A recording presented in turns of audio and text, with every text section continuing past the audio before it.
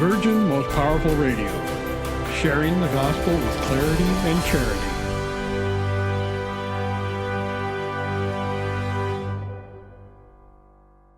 I'm a soldier for Christ. I'm a soldier for Christ. I'm a soldier. No, they'll never take us under, because we're bringing truth like thunder. Raining on your speakers like a ton of bricks. Hold the cross high, cause we're Catholics. Fight the good fight with the truth, stand tall with the truth. I'm a warrior for Christ, I'm in love with the truth. Love God, save souls, slay error. Go stronger. Go stronger.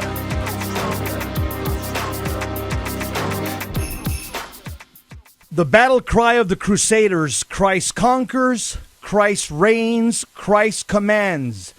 Terry and Jesse Show, Straight Talk Catholicism. I'm back, and I'm reporting for duty, sir. Terry. Jesse, I'm so glad you're back, brother, and I'm going to ask you to tell our folks a little bit about where you were and what you're doing. But today's show is so special that we decided to just keep it on one topic, a couple little ones, but the big topic is the other global pandemic. What is that? The sexualization of our children. And, unfortunately, it was helped by our bishops. We've had so many scandals in the church. We've got to get rid of this cancer. And this is what we're going to be talking about, how to do that very thing. And don't forget, everybody, that John Henry Newman, St. Henry Newman, he said, God has created me, to do some definite service. He's committed some work to you or me, which he has not committed to another. We have our mission. I'm a link in the chain, a bond of connection between persons. He has not created me for nothing. I shall do good. I shall do his work. Remember that when all these scandals are taking place, God's counting on you to pray your prayers, to be holy and not walk away from the fight. And just, I got to welcome about 1,500 more new YouTube listeners. Every Monday I get a report, and we're growing like a weed. And I want to ask our listeners to like our YouTube channel and also our Facebook and all social media, because people are taking off. And I think that, Jess, you nailed it when you said that people want cheerleaders. They want to have encouragement in the faith, and that's what we give. You know why? Because we know the end of the story. We win, and we have to pray hard. We have to live holy lives, or at least die trying, especially in these times. So we're going to be also giving a good news story about 30,000 cars participated in something down in Florida. I'm going to tell you what it is, and I'm going to go, I've never seen that big of a parade with pictures, and wait till you hear that story. But much, much more. But before we do all of that, we always take the gospel from the day of the readings of Mass, because that's what we call soul food. So, Jesse, could you read that gospel for us?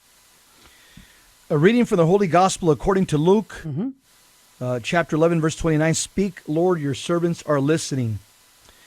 While still more people gathered in the crowd, Jesus said to them, this generation is an evil generation. It seeks a sign, but no sign will be given it, except the sign of Jonah. Just as Jonah became a sign to the Ninevites, so will the Son of Man be to this generation. At the judgment, the queen of the south will rise with the men of this generation, and she will condemn them, because she came from the ends of the earth to hear the wisdom of Solomon. And there is something greater than Solomon here. My comment, who's that? Jesus is greater than Solomon. Okay. At the judgment, the men of Nineveh will arise from this generation and condemn it, because at the preaching of Jonah, they repented. And there is something greater than Jonah here. Who's greater than Jonah? The Lord Jesus Christ. The gospel of the Lord. Praise to you, Lord Jesus Christ. How does that relate to us today? Is it an evil age right now, Jess? Number one, we're living in an evil age. Yep. We have a lot of people that are, let's just be honest, Terry, it's just sad to say, they're apparition chasers. I know. Or they're mystic chasers. Yeah. People on the internet are saying, I'm a mystic. I'm a mystic. Listen to me. And you have so many people going to these YouTube speakers that call themselves mystics. This is exactly what Jesus warned us against. What did he tell us would be the sign? The sign of our faith, as St. Peter talks about in 1 Peter 3:15, the hope of our faith is what? The resurrection. Is it chasing mystics? No. Is it chasing everybody that says, I have an apparition over here? No. The sign of our faith is a sign of Jonah, the resurrection of Jesus Christ. Something also very important for us here that applies to us right now. We are living in very evil times. Anybody with half a brain can see that. And it says here that at the judgment, the men of Nineveh will arise with this generation and condemn it, because at the preaching of Jonah, they repented. Nineveh was a wicked generation, wicked people, wicked religion, wicked culture. God was going to smash them. He was going to destroy them. But everything in the providence of God is always based on the big if. If you repent, if you pray, I will relent. Well, Jonah went to preach. The Ninevites repented and changed their mind and changed their course of behavior. And God spared the city from total destruction. We could change the course of the United States. How? If we have personal repentance, surrender to the Lord Jesus Christ, and live a life now of holiness, personally and nationally. And when you look at salvation history, God will change his plans to smash a nation and instead bring blessing upon it. Terry? Well said, Jesse. We don't have our whistle today. We're having some technical difficulties, but I'm going to give you, I have a special passenger on the train for tomorrow because we can't put him on today. That's going to tell you the power of one Hail Mary, how it saves somebody's life. But that's a teaser for tomorrow. What Bishop Sheen has to say to us today, Jess, fits so well in our culture. He says, very few people believe in the devil these days, which suits the devil very well. He is always helping to circulate the news of his own death. The essence of God is existence, and he defines himself as I am who am. The essence of the devil is the lie, and he defines himself as I am who am not. Satan has very little trouble with those who do not believe in him. They are already on his side.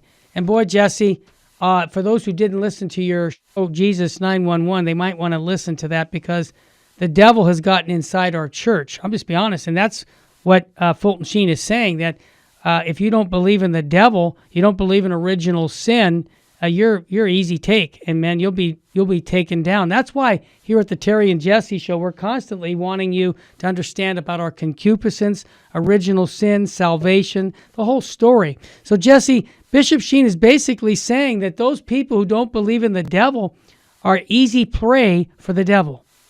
Terry, you know something I heard also? I was listening to some Bishop Sheen talks on YouTube this weekend. Yeah. Now, I'm always trying to, pick up stuff. Pick things up and increase my understanding. He said something which put a smile on my face. He said, this is back in the 70s, he says, these modern theologians, none of these people write a book on the devil or hell. That's true. When he said that, I'm saying he would probably be very happy with me. Yeah. Because I wrote a book called The Devil and the City of Angels. Right. Bishop Sheen says, modern theologians will not touch that subject. Modern theologians stay away from that subject with a 10-foot pole. When he said that, I said, I'm glad I'm not a modern theologian. Nope. I'm glad I'm a Catholic lay evangelist proclaiming the truth of the faith for 2,000 years.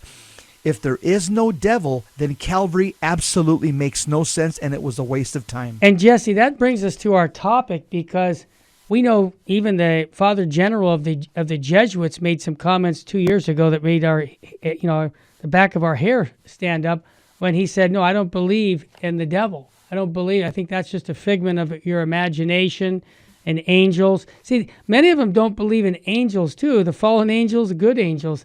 And so we have to pray for those people who are in our leadership, because that responsibility of a bishop or a head of a congregation, they have much to be accountable for. So that's why we need to get on our knees and pray. The topic that we're covering right now, Jesse, we come back from the break, is going to be really sad, but it needs to be addressed. It's the global pandemic of the sexualization of our children, and it's been helped by our bishops. And I'm going to demonstrate. Our good friend John Henry Weston from LifeSite News wrote a long article, but he documents it all on what we parents have to do to stand up for our kids. And just this John Henry Weston I've known for 25 years. At one time on some of our old podcasts, he told us his conversion story. He was on the other side of the fence at one time, Jess. Most people were liberals because of just the culture that we've lived in. That's exactly right. And that's why he's so now adamant about exposing these errors, because he fell into those. And now he wants to stand up and say, look, I have my whole LifeSite News to educate people on the faith.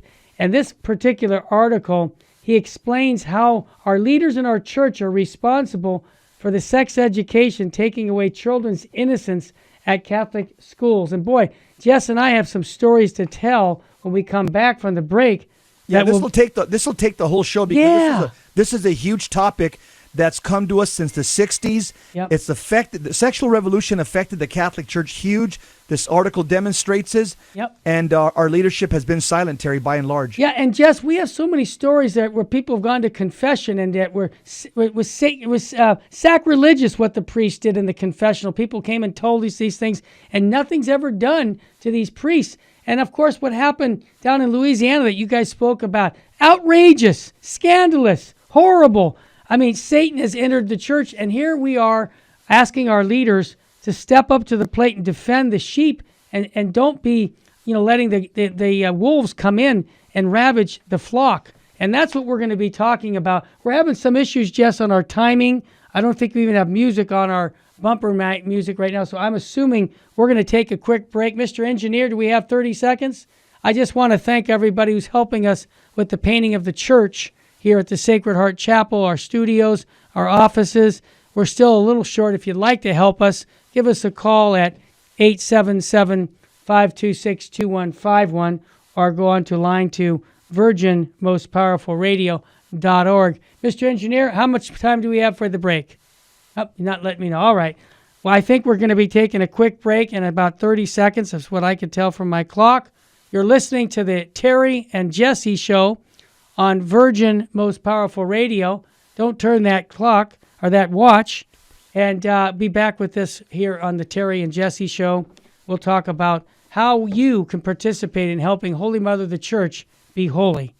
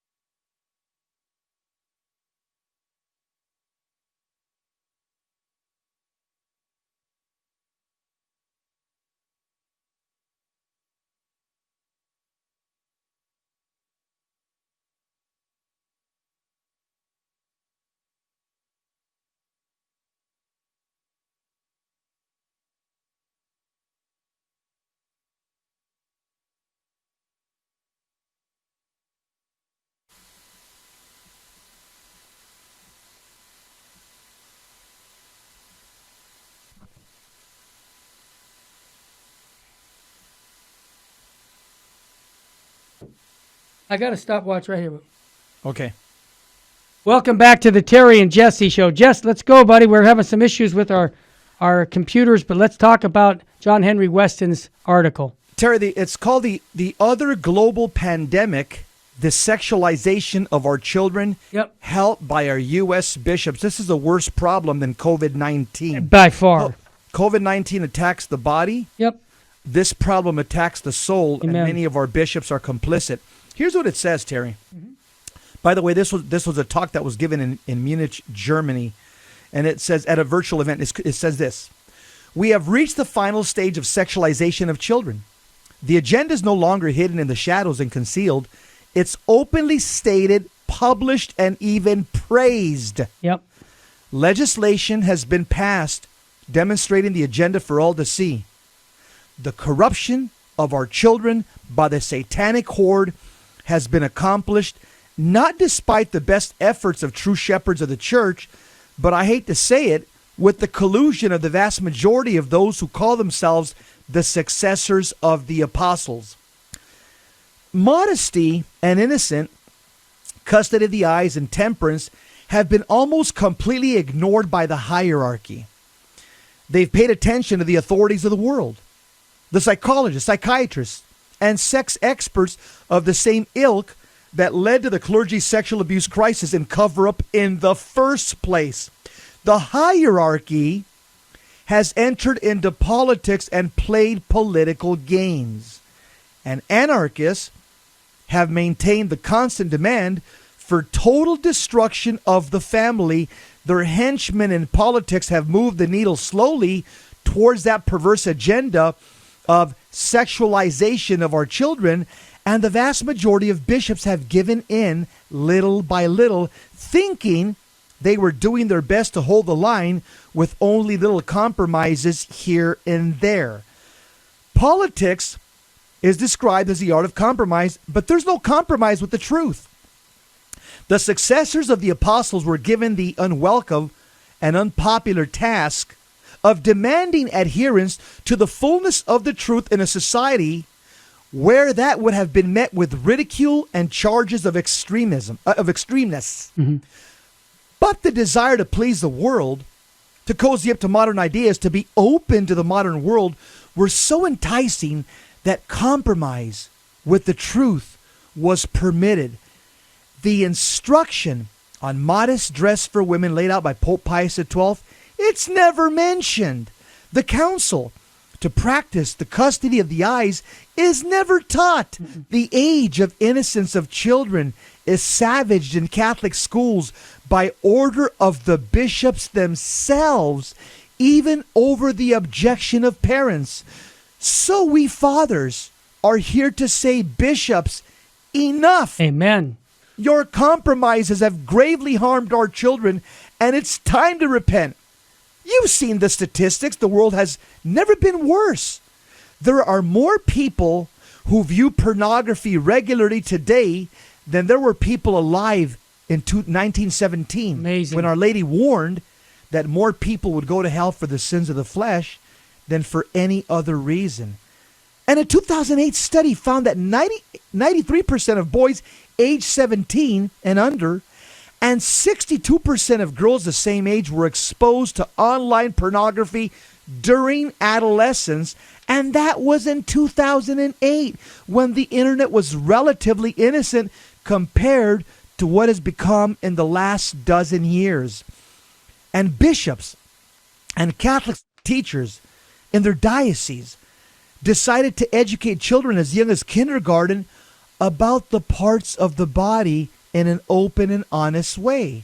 Naturally, these young children, when exposed to the so-called education, would be curious and ask further questions, awakening a curiosity that need not be there for years. But the age-old wisdom of the church was once upon a time psychologically backed, recognizing an innocent to which all parents who have raised multiple children can attest. If those precious little ones have not been poisoned by the pornography or sex education, parents know that when their children are ready for education, in the area of sexuality, the readiness for such information varies with each child, as parents know. The one-size-fits-all mandatory sex ed in classrooms has been a disaster. Amen. And in fact is properly called sex abuse. And the scandals of modern-day sex education, they've been detailed by numerous parents who were horrified to discover what their children were learning at school. In fact, earlier this year, the U.S.-based Family Research Council, Good group of people. they released a 56-page booklet that was called Yep. On Sex Education in Public Schools. Yep. And they demonstrated how sex ed programs push the limits on what is appropriate, both in terms of material presented to students and the age at which it is presented. Now, Terry and I can't mention Nope. publicly Nope. the following paragraph No, in we the can't. article. It's inappropriate. What our children in this generation are being fed Horrible. in taxpayer-funded schools in America. You're going to have to get the article. But schools have been deceiving parents. And the booklet put out by the FRC, it warns that the term consent is no longer used exclusively to equip kids to resist committing or being a victim of sexual assault. Rather, the word consent movement seems less about avoiding assault and more about promoting sex and sexual rights.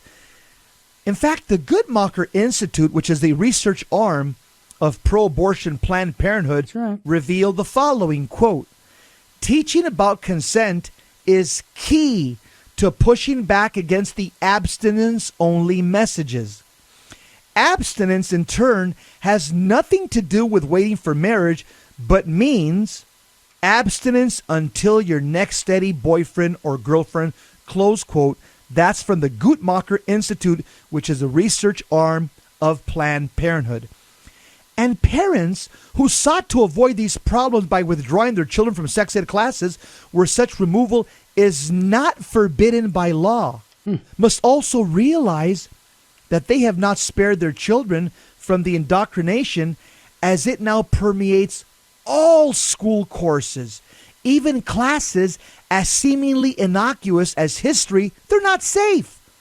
All public schools in California, New Jersey, and Illinois are now required to teach LGBTQ history.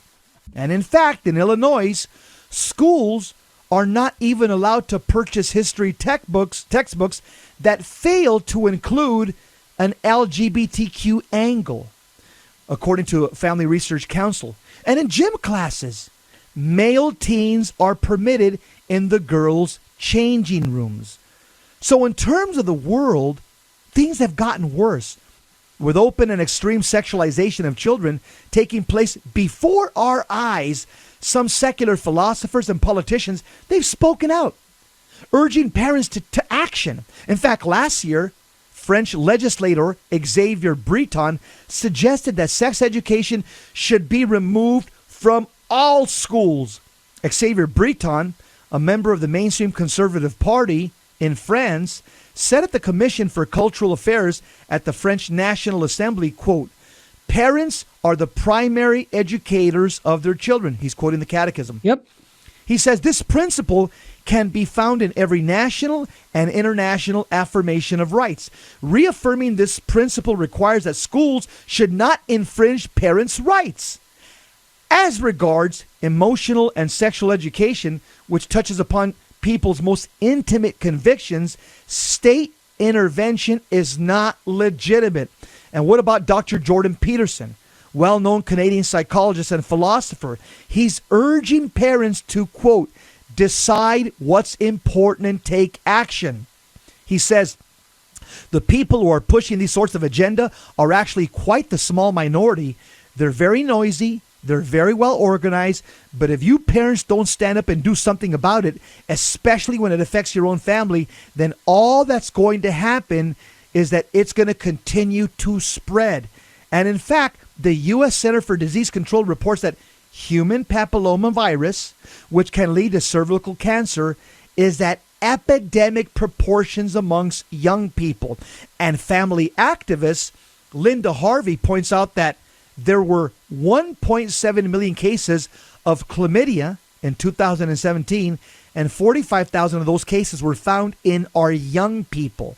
And gonorrhea rose 67%, and syphilis 76% amongst our young people. Terry, pretty much the rest of the article is pretty clean. You can well, Jesse, let me just mention, we're going to take a quick break in a minute. I think we've got about 45 seconds, and then we'll take a break because we're having some issues with our clocks.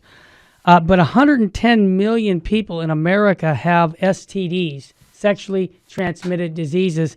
And in America, we spend $16 billion a year trying to take care of those people. But here's my big point. My friends that are priests who have tried to stand up for custody of the eyes, a woman comes to church not dressed modestly, and he complains and says, you got to put something over you, young lady. She goes to the bishop, and the bishop gets mad at the priest. And so, that's what they're being dealing with. That's why I say, Jesse, all the statistics that you're giving the world, our leadership has to stand up and say, we're going to make a stand against it. We're going to support the parents because they're the first educators. And when people come into church immodestly dressed, we don't just say nothing. We tell them, look, young lady or young man, get your shirt, put pants on.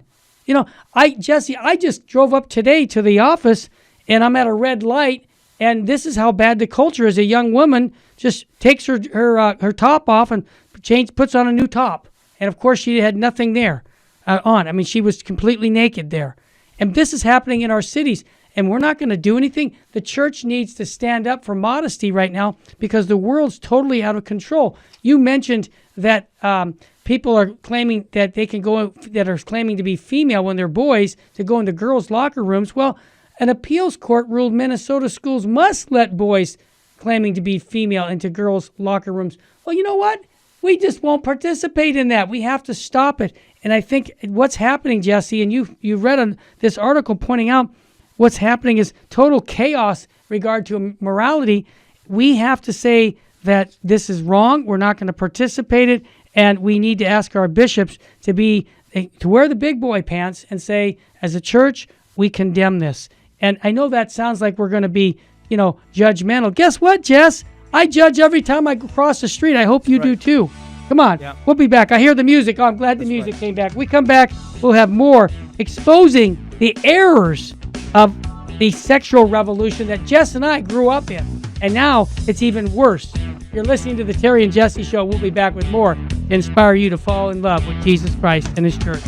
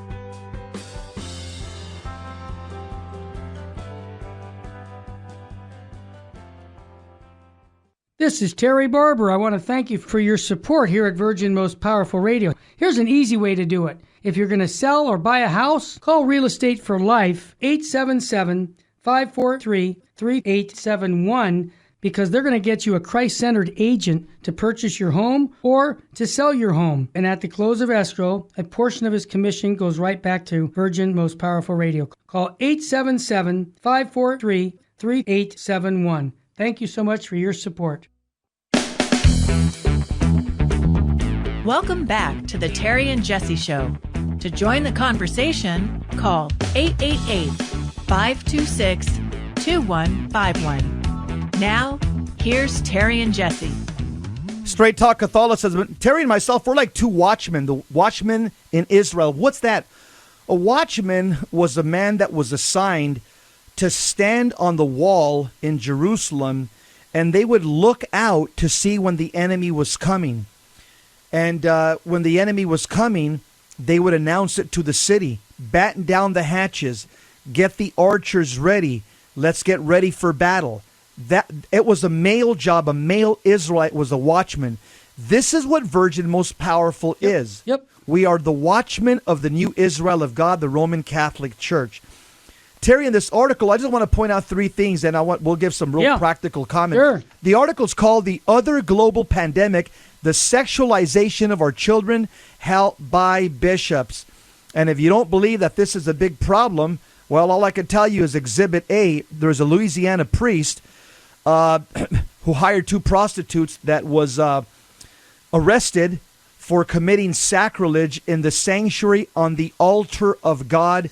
He's been arrested. He was the pastor of the church. Unbelievable. You can read the article on the internet. It's called "Sacrilege on the Altar" by U.S. News. And the fact of the matter is, where do seminarians or priests like him come from?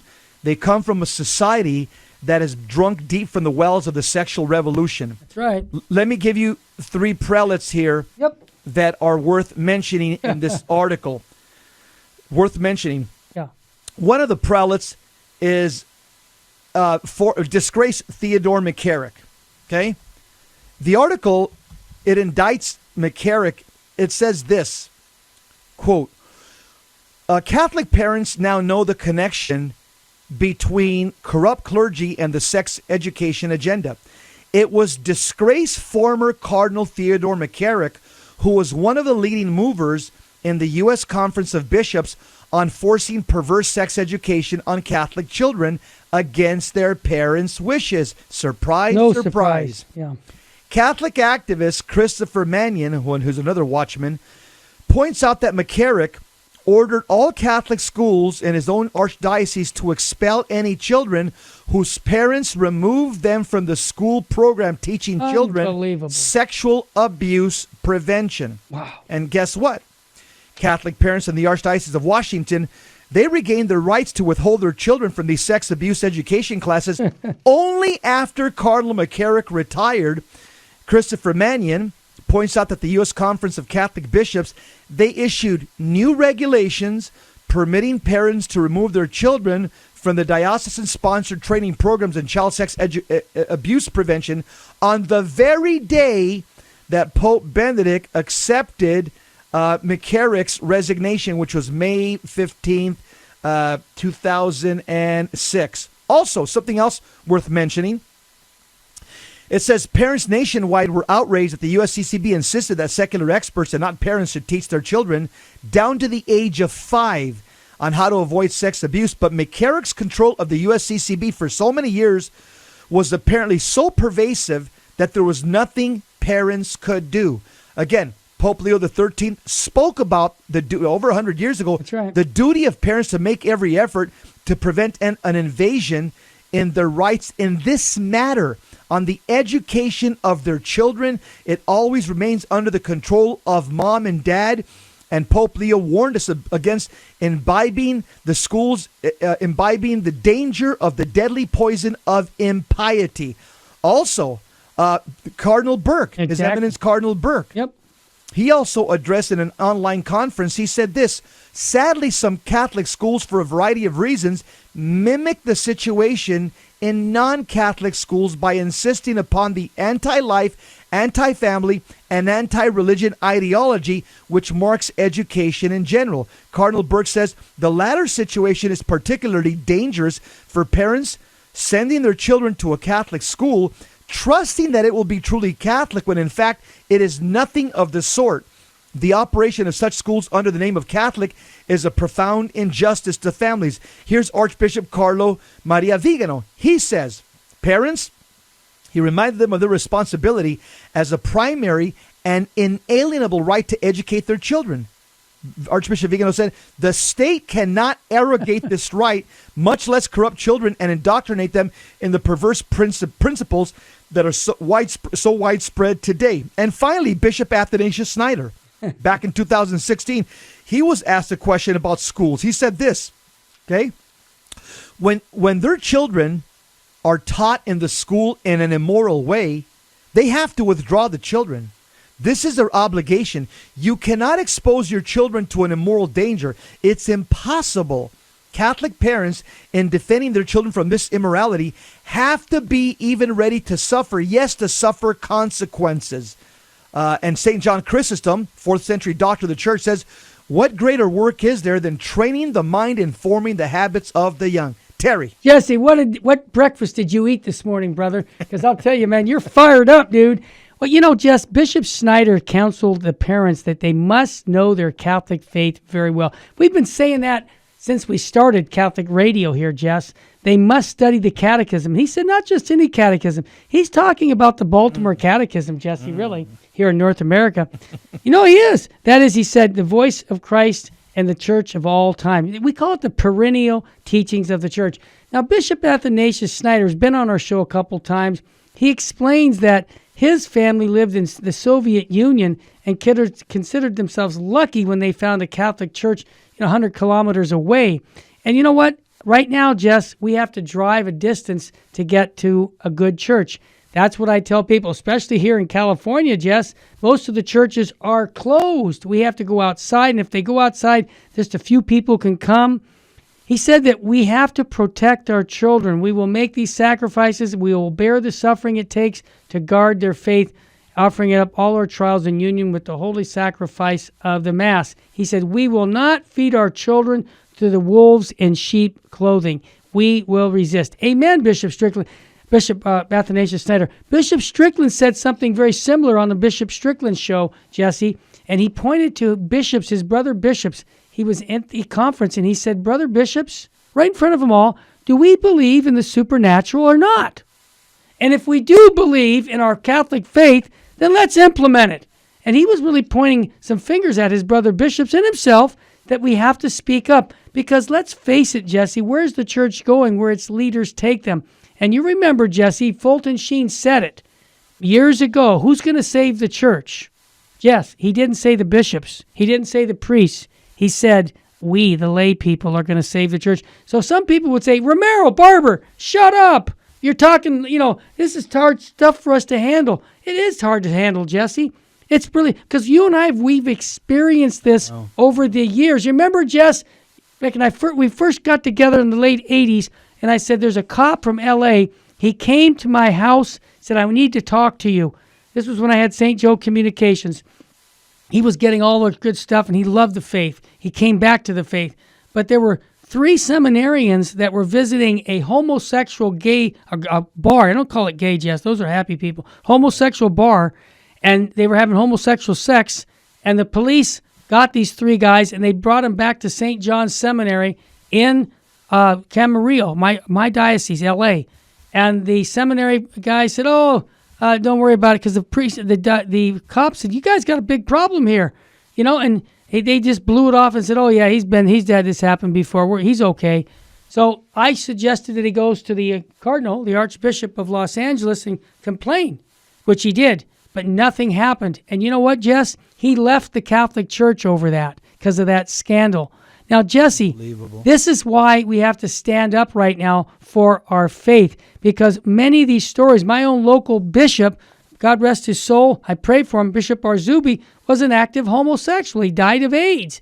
This stuff has been going on, but we've been kind of like, well, we can't speak about that. Especially in your region, Oh, yeah. Terry. You've had 3 bishops.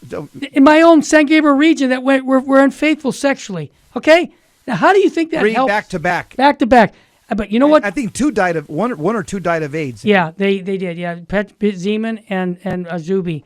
The other one just had sex with another woman, which I guess that's better than having sex with a homosexual, I guess. But the point of it is, we've had this scandal happen in the church, and people are saying, no, we can't talk about it. Well, you know what? We have to talk about it because that's how it gets better, by calling the bishops to say, we're tired of this, bishops. Please, and we do have bishops that are standing up. Our local bishop now is a great man, Bishop David O'Connell. We have Bishop Strickland, who's standing up here with Virgin Most Powerful and pointing out these things have to change. And so, Jess, more stories of these things happening. You know, we've had guys come at our men's conference and say, hey, the priest tried to solicit me in the confessional. What? Are you kidding me? Report him to the bishop. Yeah, we did. Nothing happened. You see, Jesse, we have a corruption inside the church, and that's what we've been saying, and people will say, oh, no, that's not true. It is true, and we need to clean up our mess, and we need people like Archbishop Vigano, Bishop Strickland, Bishop Athanasius Snyder, Cardinal Burke, and others to speak up because, you know, when these things happened before, Jesse, there's always just a few people that are willing to take it on the chin. And I'm going to tell people right now, you want to come to a church to make visits to the Blessed Sacrament? Our church is open. Yeah, here in California, you know what? I'll probably go to jail for it. But you know what? I'm willing to go, Jess. I'll be preaching maybe, probably I can't do the radio, but I'll be preaching inside the prison because I'm not going to compromise. No state can tell us how to worship God. Our First Amendment is very clearly stating we have a right for freedom. And here's what our bishops need to do. Stop the funding of our money coming from the government, because the government is going to tell them they have to do this because of money. We've heard that right from the bishops' conference, that over 50% of the funding of their budget doesn't come from donations. It comes from Uncle Sam, and that's not good. That's my take, Jess. Terry, and I'll tell you, there's a good priest who just, he's coming out with a book. I think it's coming out today. His name's Father Darius Oko. Mm-hmm. It's a new book that exposes the gay mafia in the Catholic Church. It's just good. It's breaking news today. All right. And he's talking about the homosexual infiltration of the church. Terry, he's the same priest that wrote that he's turning his 300-page dossier. Yeah. That was given to Pope Benedict and Pope Francis. Yeah. That we don't know what's inside of it. He's turning it into a book. Good. So that everybody can read it, because we've been asking Pope Francis, yep, can we see what's inside of it? And they haven't allowed us. When we see come back, I want to talk about the McCarrick report. We'll be back with the Terry and Jesse show after a quick break.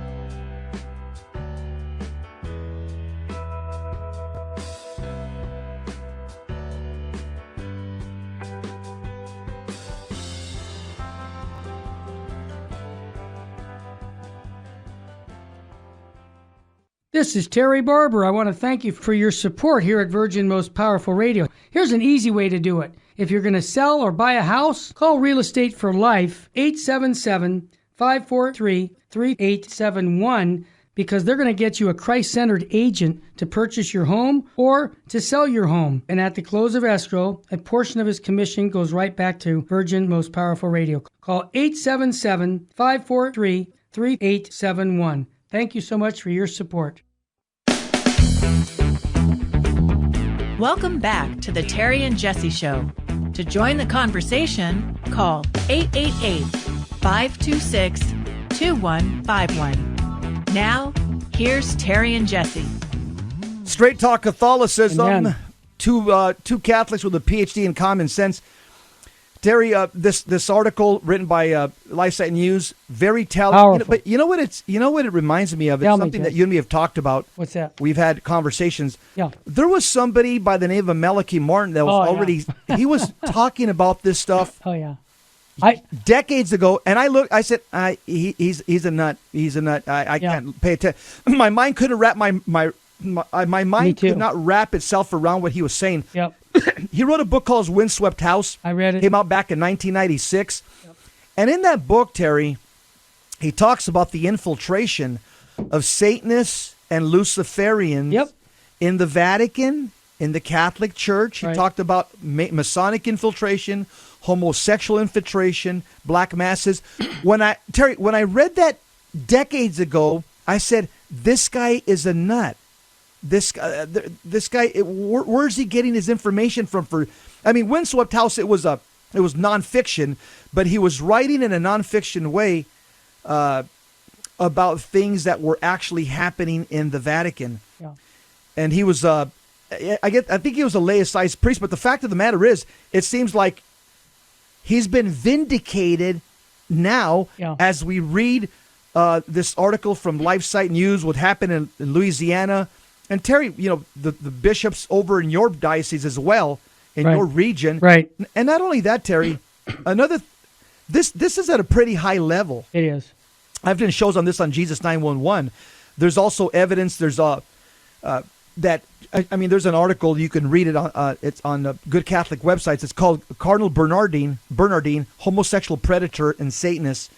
Very good articles that indicate that back in 1993, a letter was given to the U.S. Apostolic Nuncio. His name was Archbishop Agostino Saviali. And a victim wrote him an article where he expressly state the following, quote, this is in 1993, quote, I was raped by then Father Bernardine as part of a satanic ritual. He accompanied Bishop Russell, who was the celebrant, close quote. Read the article. It's an investigative report. It's called Bernardine, Homosexual Predator, Satanist. Terry, so this affects everybody. Our Lady of Akita in Japan, Our Lady of Good Success said that the demon will come after the clergy with sexual sin.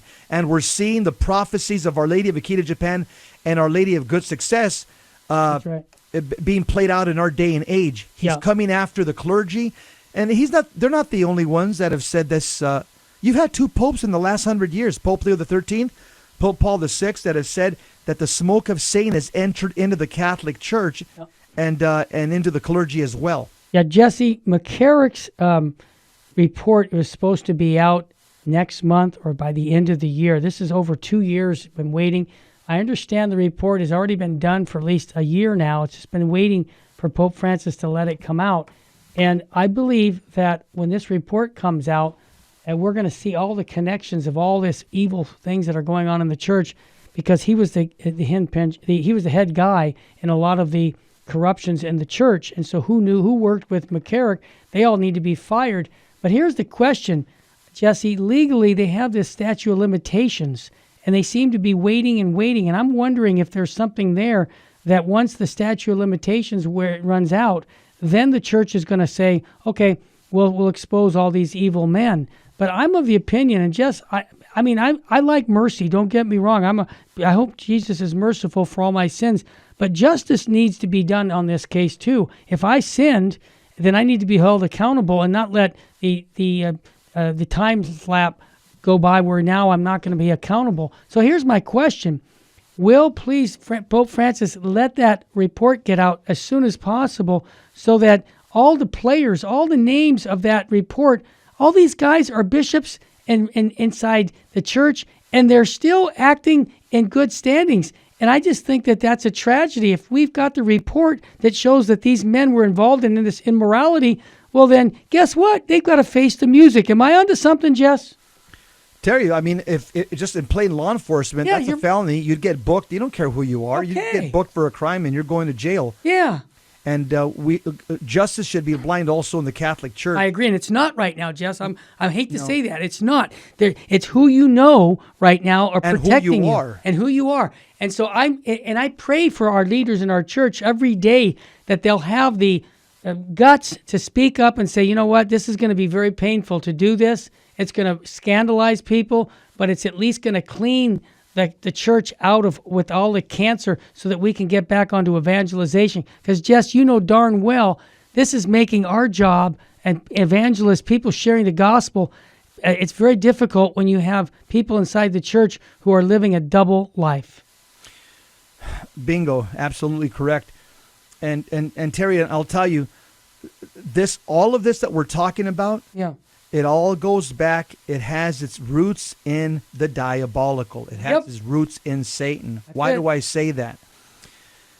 Because exorcists teach that the devil, who's the CEO, the father of lies and the murder from the very beginning, that he has generals underneath him. Right. And these generals, I don't want to mention their name on the radio, but these 5 demonic generals that can have their own, army of fallen angels that work for them, they all promote sexual sin. One of the generals is the demon of homosexuality in men. Wow. The other general is the demon of homosexuality in men, but of the masculine kind. So you have a demon that attacks homosexual men to be the dominator, then another demon that attacks men to be the dominatrix. Yeah. Jesse, can I just jump in with a good news story before we run out of time? Because first of all, before I give this good news story, last week you were gone for 3 days. What in the heck were you doing, brother? I was traveling all over Arizona on the Trump campaign bus. Okay. And what was your experience there with the Latino vote? I was basically sharing with the Latinos how to vote, and how to vote as a Catholic with a Catholic mindset. I got it. And again, when you look at both party platforms, it's very simple how one should vote. Sure. And so that's what I was. I was on the bus with the senator from Arizona, Martha McSally, senator. My congressman Andy Biggs. I know Andy. Who's one of the best senators, best congressman in Washington today. Sure. He's phenomenal. Yep. And I was also with Dr. Kelly Ward, who's the chairman for the RNC here in Arizona. I was also with Tommy Hicks. He works directly for President Trump. He is the RNC chairperson. And I was wearing my St. Benedict's medal around my neck, my miraculous medal. Good. Everybody in the bus, in the Trump campaign bus, they were either evangelical Protestants or Mormons. Terry, they were eating out of my... I was there for 72 hours with them, 3 days. Good. Okay?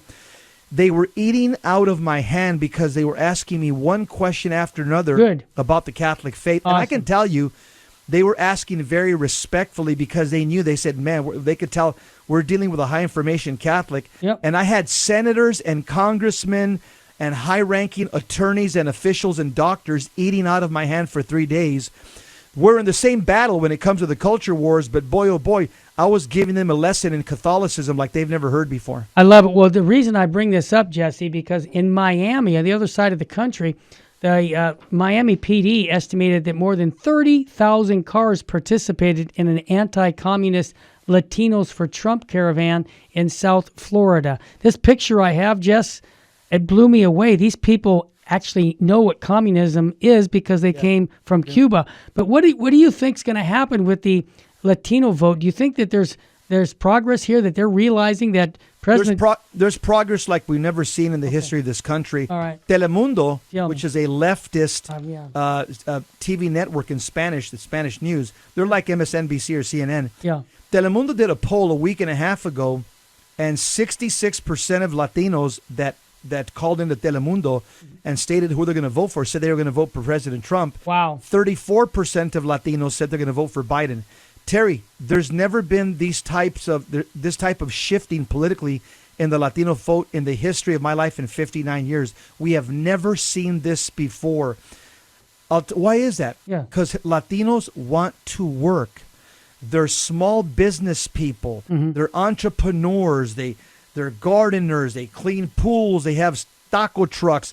They're small businessmen. They want to work. They don't like being locked up at home. They can't provide for their family, and they don't like being masked up either. They don't like tyranny because they're fleeing countries that are imposing tyranny upon them, and they're seeing that, and they can see very clearly that in this country there's a move towards socialism, which is what many of these Latinos are fleeing in their countries. Well said. Jesse, I just want to tell everybody that here at Virgin Most Powerful Radio, we're trying to help the culture fall deep in love with Jesus Christ and his bride, the church. This election really is just based on what we as Catholics value: life, okay, liberty, the pursuit of happiness for unborn children, for everyone. And it's never been clearer, Jess, correct me if I'm wrong, has it ever been so clear that both sides have made it really abundantly clear where they stand when it comes to life issues and also freedom issues? Is that a fair statement, Jess? Oh, it hasn't been more clear No. in the history of America. This is the most pro-life president in the history of America by far. Nobody's even come close. The Bushes, Reagan. Nope. And not only that, Terry, law enforcement is tracking law enforcement. It's a blue collar union job. It usually goes for the Democrats. I mean, I'm just going to tell you the history of law enforcement. Yeah.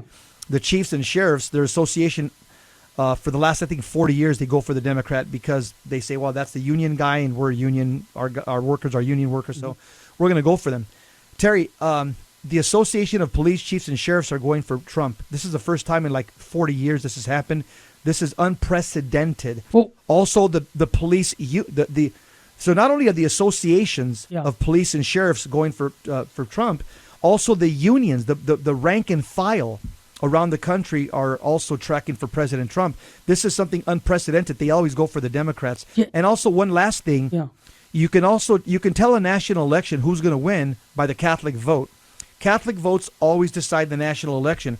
Right now, today, as of right now that I'm speaking, the Catholic vote is 54% breaking for Trump, 46% breaking for Biden. Those are just Jesse, just to persuade a few people who say that President Trump's personality is offensive to them. They don't like the way he operates. What would you tell them real quick? I would say that for all have sinned and fallen short of the glory of God, Romans 3:23. I'm not looking at a person's vocabulary. Exactly. I'm looking at their policies, how they affect me as a Catholic Christian in America. And are they giving me religious liberty so that I can evangelize? The answer to that is yes and yes. That's what he's doing. Jack Mark. Yes, the Terry and Jesse Show. What state should we be living in, brother? State of grace. Don't live in a state of mortal sin. And I'll tell you, before we die, we're all going to have an exit interview. Make sure that you get holy or die trying, because the only thing that's going to matter is dying in the state of sanctifying grace. Become a saint. Don't miss the opportunity. Up next is Dr. Ed Mazza. We're going to have a 5-minute break to reset our computers because we're having some issues. I thank you for all you've done for Virgin Most Powerful Radio. May God richly bless you. And if you have a question or comment, I even give my cell number out, 661-972-7872.